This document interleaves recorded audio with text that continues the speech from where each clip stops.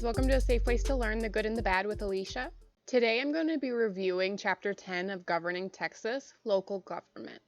After reviewing this chapter, you should be able to explain the importance, role, and structure of county government in Texas, describe the major characteristics of city government in Texas, examine the role of special purpose districts in Texas government, and examine the financial problems facing local government. In 2017, Hurricane Harvey made landfall and dropped over 20 trillion gallons of rain over Texas and Louisiana. 107 people died and 185,149 houses were damaged. Houston was hit especially hard with flooding after Houston's mayor decided not to evacuate the city, risking the lives of many. Local governments played a major role in rescue operations. However, decisions made by local governments worsened the effects of the hurricane. Local government plays a major role in Texas. County governments are primarily responsible for governing in rural areas, but usually don't have any powers to legislate. They mostly work as administrators for the state government. There are more than 5,000 general-purpose local governments in the 254 counties in Texas. That's the most of any state. The number of counties grew over the years to accommodate Texas's growing population and to ensure that any citizen could travel to the county seat and then return home within a day. County governments are important, necessary, complex, range in size from very small to huge, and are very expensive.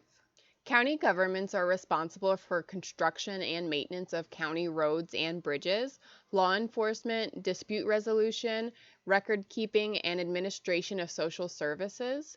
The most important social services provided by the county include emergency welfare assistance and health care for the indigent. The size of the county determines the size of the county government and its employees. The sheriff is the chief law enforcement officer within the county government. They oversee the county jail and the safety of prisoners. Constables usually serve court papers and provide bailiffs for justices of the peace, but in larger counties they may take on a larger role. County attorneys and district attorneys prosecute criminal cases in their respective courts. The county clerk is the main record keeper of the county. They issue marriage licenses and birth and death certificates, keep property transactions and election records, and maintain records for the county courts. The district clerk maintains records for the district court. The county tax assessor collector maintains the county tax records and collects the taxes owed to the county. A county auditor is appointed by the district judge and receives and disperses county funds. Often in large counties, this official prepares the county budget. Some argue the large amount of elected county officials creates checks and balances, while others feel that it makes local government cumbersome and restrictive. County Commissioners Court is the main governing body. The County Commissioners Court is not a judicial body. It consists of a county judge and 4 commissioners who have the authority to set the county tax rate and budget. Larger counties have more justices of the peace and more constables, and may have probate judges, numerous district judges, and/or county court at law judges. Expenditures include roads and bridges, maintenance of county jails, and indigent health care. A county judge presides over the county commissioners court and constitutional county court, with responsibility for the administration of county government. Some county judges also carry out judicial responsibilities. The county judge is elected at large in the county. Each county commissioner's court has 4 county commissioners whose main duty is the construction and maintenance of roads and bridges. The county commissioners are elected in single-member precincts, and other office holders are elected at the county level and precinct level. Smaller counties like Loving County, with its population of 86, cover huge chunks of land but only represent a small number of people. This can put a strain on the county resources that deal with natural disasters, drug and murder trials, and county jails.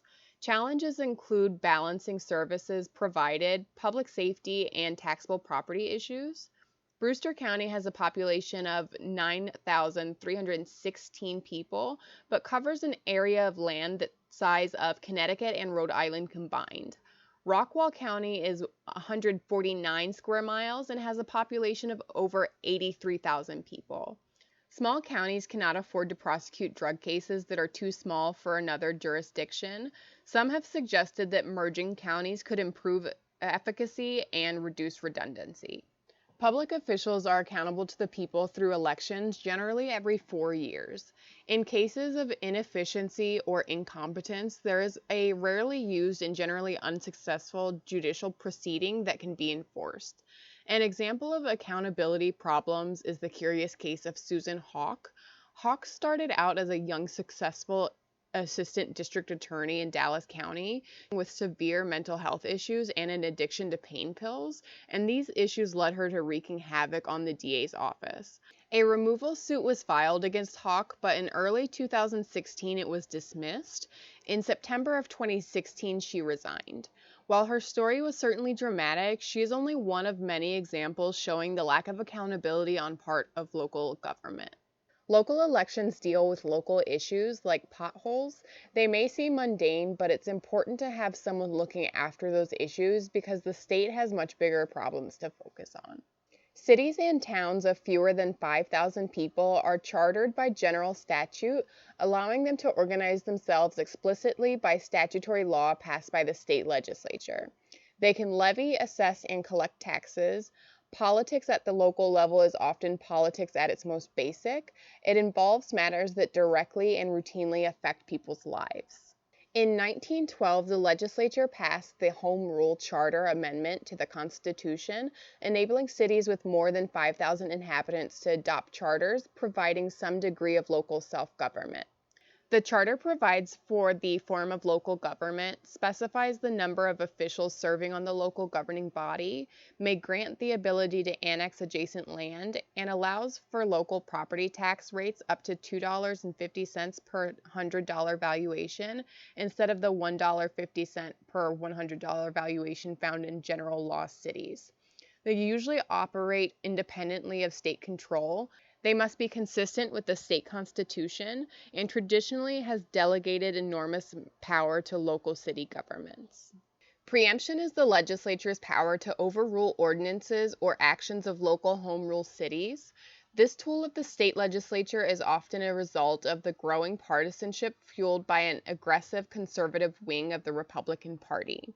The state was able to block local ordinances that contradicted its hands-off approach to regulation. Denton's anti-fracking regulations were repealed. Austin's regulations of ride-hailing services like Uber and Lyft were forcibly ended due to preemption. More controversial attempts at preemption failed. The bathroom bill was also unsuccessful. Home rule cities have 3 major forms of government: mayor-council, commissioner, and council-manager. The mayor-council form of government is the oldest form of city government in which the mayor is the chief executive and the city council is the legislative body. This form of government is most widely used in general law cities. A strong mayor-council variation enables the mayor to control executive departments and the agenda of the city council. A weak mayor-council variation limits the mayor's powers, fragmenting them between the mayor and the elected city officials. The mayor is elected in an at-large election in which city officials are selected by the voters of the entire geographical area rather than small districts. The city council may be at large or from single-member districts, where the electorate selects only one representative from each district. Commissioner form of government is city government in which the city is run by a small group of elected commissioners, between 5 and 7, who act in both legislative and executive capabilities.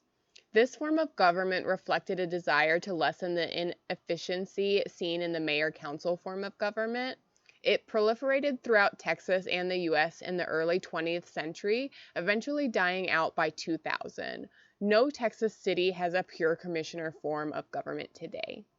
Council-manager form of government is city government in which public policies are developed by the city council and executive and administrative functions are assigned to a professional city manager. This is an attempt to balance professional efficiency in city government with democratic political processes. Just over half of all Texas cities use this form of government. The city manager is a hired individual, often with a graduate degree and paid like an executive officer in the private sector. Many council manager cities still elect a mayor at large and a council either at large or from single member districts. Houston is Texas's largest city with over 2.2 million citizens and a strong mayor-council form of government. The mayor is the chief executive with appointment powers who also presides over the city council as a voting member. There are 18 elected officials serving concurrent 2-year terms, including a mayor, a controller, and 16 council members.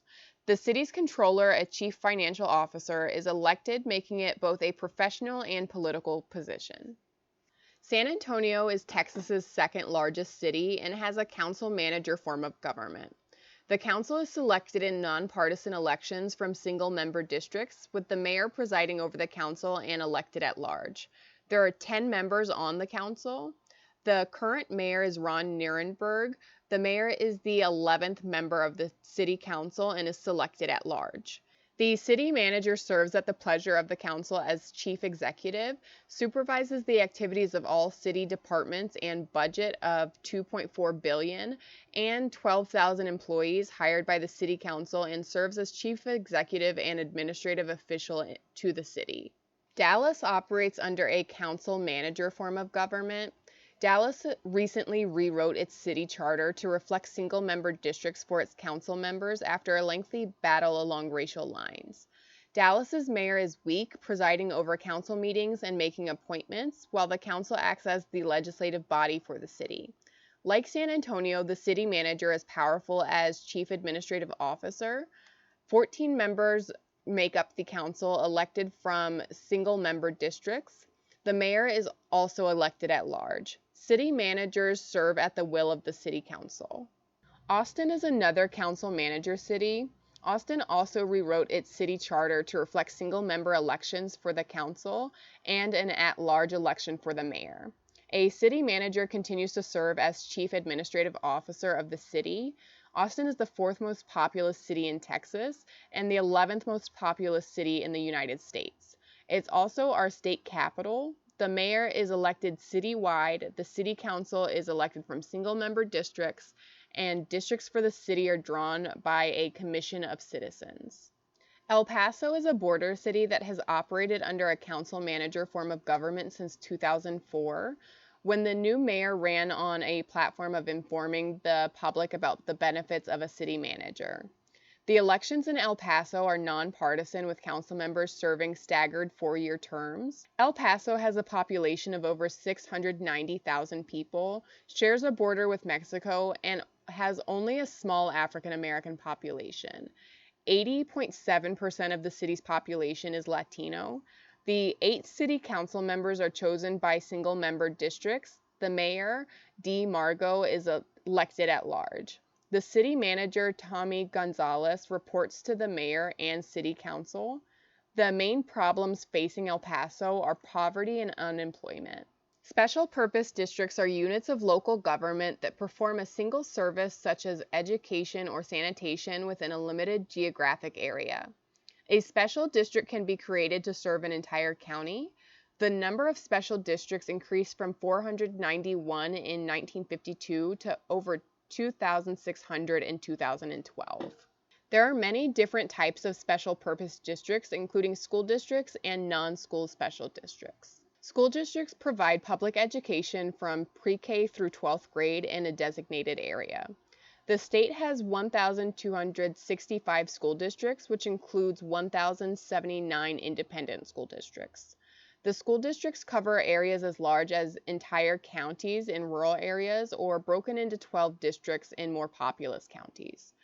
Each school district is governed by an elected board of trustees composed of 5 to 9 members and is overseen by a superintendent who oversees the operation and recommends the trustees. The board of trustees sets overall policy for the school district, including the budget, textbook adoption, and the school calendar. The Board of Trustees sets the local tax rate for property, which funds pre-K through 12th grade education. Non-school special purpose districts include any special district that's not a school district, like municipal utility districts, economic development corporations, and hospital districts. Municipal utility districts offer services like electricity, water, sewage, and sanitation outside of the city limits. A board of directors sets the tax rate and determines the cost of services. Community college districts are governed by a board of regents who set overall policy for the district, set the tax rate and tuition, hire faculty and staff, and set the school calendar. Residents of the district pay a property tax in return for lower tuition. Tuition paid by in-district and out-of-district students, building fees, student fees, and technology and lab fees are determined by the Board of Regents of the Community College District. Hospital districts serve the poor and uninsured. Hospital districts set fees for room occupancy, dispensation of medication, use of surgical suites, taking and evaluations of x-rays, nursing and laboratory services, and a myriad of other charges. Emergency service districts provide fire and ambulance services. Flood control districts help solve multi-county problems related to flooding. Creating a special purpose district requires a petition signed by the residents of an area to be served, requesting the legislature to authorize a special election to create a special district, enabling legislation in the form of a law that authorizes such an election, and approval by a majority of those voting in the special election. Most special purpose districts are governed by boards elected by voters of the district. Each board is the policy-making group for its district. The directors set the tax rate and establish rules and policy for operation of the district, which often employs an individual to run on a day-to-day basis. Property taxes are the primary source of revenue for special districts and are based on an assessment of the value of one's property. User fees are fees paid for a public service like sewage or water services. State and federal aid makes up the remainder of the special district funding. Hidden government refers to special purpose districts of which many citizens are unaware. Local government officials sometimes work in relative obscurity to avoid scrutiny. Most people live in several districts, can vote for the creation of a board for a district, and pay property taxes, but don't know that the district exists. Special districts are among the least studied areas of Texas politics. Private gains by developers suggest greater scrutiny is needed. Developers can create special districts with one short-term resident as the voter, who approves millions in bonds that future residents will have to pay. This is often seen as a way for the developer to minimize his or her own financial risk. Councils of government are a regional planning board composed of local elected officials and some private citizens from the region that provides planning and coordination across numerous local government boundaries. They handle planning for economic development of an area, helping local governments carry out regional projects, contracting with local government to provide certain services, and reviewing applications for state and federal financial assistance. One of the greatest problems facing local governments is coordination across boundaries. The Regional Planning Act provided for the creation of regional councils of government, or COGs, to promote coordination. There are currently 24 regional COGs in Texas today. A capital appreciations bond is a long-term, high-interest paying bond that pays off both principal and interest in one lump sum when the bond reaches maturity, a method by which local government borrow money for projects. It allows local governments to undertake projects without raising current taxes. However, because these bonds are often not due for decades, the current debt of the city is not accounted for. There has been controversy over the large debt taken on by the issuer and over poor accountability. They are used mostly by school districts to raise revenue for development in times of rapid population growth. The dilemma is well illustrated by the Anna Independent School District in Collin County. When the bonds mature, Anna's taxpayers will have to pay back about 5 times the amount borrowed. Many of the 81 different local pension plans do not have enough funds to meet their obligations to pay retirees, due to not enough payments or to investment returns being wiped out. To compensate, the retirement benefits are often reduced or the minimum age for collection is raised. Other issues came up from deferred retirement option plans, also known as DROP. in which local government employees who are eligible to retire have their retirement benefits deposited into an account in which the benefits draw interest until actual retirement. Some of these plans pay high interest and cost of living adjustments that may be coupled with very early retirement ages. The Dallas Police and Fire pension system offers generous benefits but suffers from poor management, like pensioners getting an automatic 4% cost of living increase. El Paso increased the age of retirement, increased the years of service required to receive a pension, and changed the formula for calculating pension amounts to be less favorable to the employee. Pensions have a huge effect on state, county, and local governments, with many becoming unmanageable. The most common effort at reform changes the formula for calculating pension amounts, often at the expense of the employee. Local governments affect the average citizen's life much more than either the federal or the state government does. Local governments provide basic services like trash pickup, water, fire and police protection, and maintaining roads. With Texas becoming more diverse, Latinos and African Americans have gained political power and demand democratic responsiveness from local government. Special purpose districts have been described as hidden governments, which suggests a lack of democratic accountability for their actions. The structure of local governments is in question. Should a special district be able to incur millions in debt for the district and for future residents of that district due to support from real estate developers? Does Texas need 254 counties when a lot of these counties are too small to handle important concerns like supporting the cost of capital punishment trials? The conflicting demands of efficiency and democracy are not easily balanced. Financial disasters facing local governments include pension systems and methods of borrowing money. All right, so let's go ahead and review our objectives. The first one was to explain the importance, role, and structure of county government in Texas.